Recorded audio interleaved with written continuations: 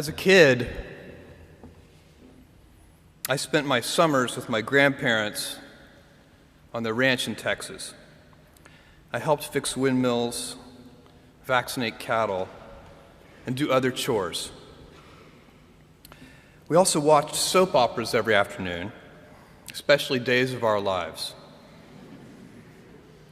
My grandparents belonged to a caravan club, a group of Airstream trailer owners who traveled together around the US and Canada. And every few summers, we'd join the caravan. We'd hitch up the Airstream to my grandfather's car, and off we'd go, in a line with 300 other Airstream adventurers. I loved and worshiped my grandparents, and I really looked forward to these trips. On one particular trip, I was about 10 years old. I was rolling around in the big bench seat in the back of the car. My grandfather was driving, and my grandmother had the passenger seat.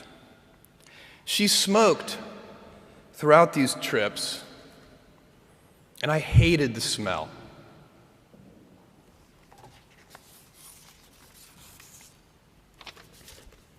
At that age, I'd take any excuse to make estimates and do minor arithmetic. I'd calculate our gas mileage, figure out useless statistics on things like grocery spending. I'd been hearing an ad campaign about smoking. I can't remember the details, but basically the ad said, every puff of a cigarette takes some number of minutes off of your life.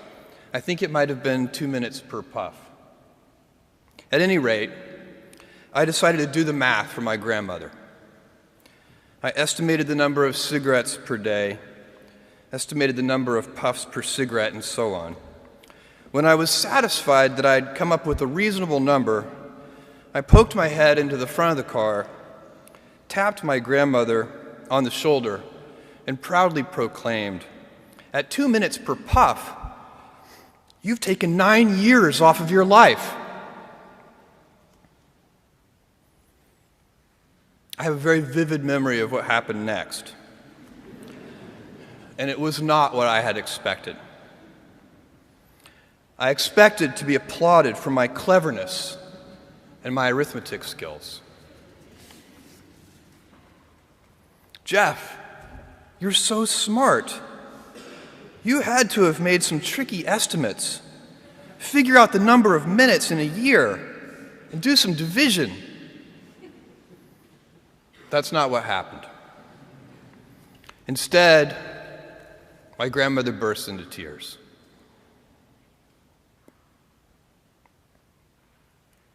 I sat in the back seat, didn't know what to do, while my grandmother was crying.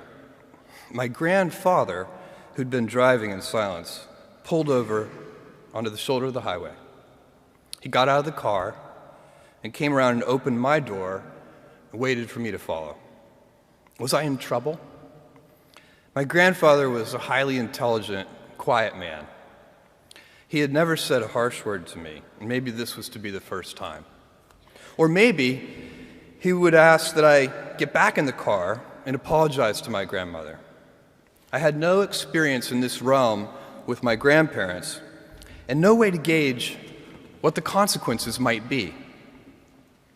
We stopped beside the trailer. My grandfather looked at me, and after a bit of silence, he gently and calmly said, "Jeff, one day you'll understand that it's harder to be kind than clever."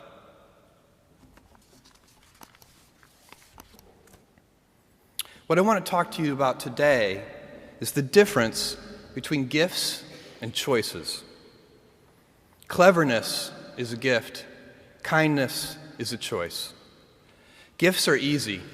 They're given, after all. Choices can be hard. You can seduce yourself with your gifts if you're not careful, and if you do, it'll probably be to the detriment of your choices. This is a group with many gifts. I'm sure one of your gifts is the gift of a smart and capable brain. I'm confident that's the case because admission is competitive, and if there weren't some signs that you're clever, the dean of admissions wouldn't have let you in. Your smarts will come in handy because you will travel in a land of marvels. We humans, plodding as we are, will astonish ourselves. We'll invent ways to generate clean energy, and a lot of it. Atom by atom, we'll assemble small machines that can enter cell walls and make repairs. This month comes the extraordinary but inevitable news that we've synthesized life. In the coming years, we'll not only synthesize it, but engineer it to specifications. I believe you'll even see us understand the human brain. Jules Verne, Mark Twain, Galileo, Newton, all the curious from the ages would have wanted to be alive, most of all, right now. As a civilization, we will have so many gifts, just as you as individuals have so many individual gifts as you sit before me. How will you use these gifts? And will you take pride in your gifts or pride in your choices? I got the idea to start Amazon 16 years ago. I came across the fact that web usage was growing at 2,300% per year, and I'd never seen or heard of anything that grew that fast. And the idea of building an online bookstore with millions of titles, something that simply couldn't exist in the physical world, was very exciting to me. I just turned 30 years old, and I'd been married for a year. I told my wife, Mackenzie, that I wanted to quit my job and go do this crazy thing that probably wouldn't work, since most startups don't, and I wasn't sure what would happen after that. Mackenzie, also a Princeton grad and sitting here in the second row, told me I should go for it.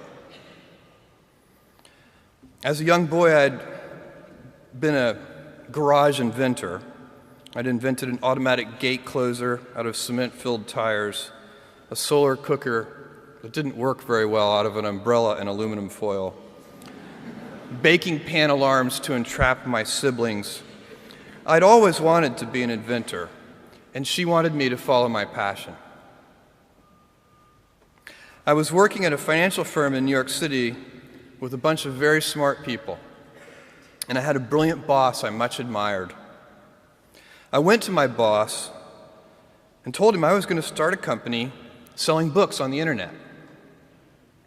He took me on a long walk in Central Park, listened carefully to me, and finally said, "That sounds like a really good idea, but it would be an even better idea for someone who didn't already have a good job."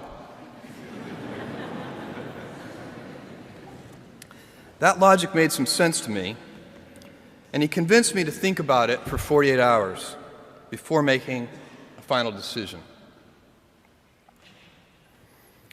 Seen in that light, it really was a difficult choice, but ultimately, I decided I had to give it a shot. I didn't think I'd regret trying and failing, and I suspected I would always be haunted by a decision to not try at all. After much consideration, I took the less safe path to follow my passion, and I'm proud of that choice. Tomorrow, in a very real sense, your life, the life you author from scratch on your own, begins. How will you use your gifts? What choices will you make? Will inertia be your guide, or will you follow your passions? Will you follow dogma, or will you be original? Will you choose a life of ease, or a life of service and adventure? Will you wilt under criticism, or will you follow your convictions? Will you bluff it out when you're wrong, or will you apologize? Will you guard your heart against rejection, or will you act when you fall in love? Will you play it safe, or will you be a little bit swashbuckling? When it's tough, will you give up, or will you be relentless? Will you be a cynic, or will you be a builder? Will you be clever at the expense of others, or will you be kind?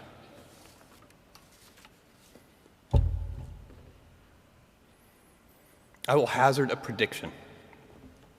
When you are 80 years old, and in a quiet moment of reflection, narrating for only yourself the most personal version of your life story, the telling that will be most compact and meaningful will be the series of choices you have made. In the end, we are our choices. Build yourself a great story. Thank you, and good luck.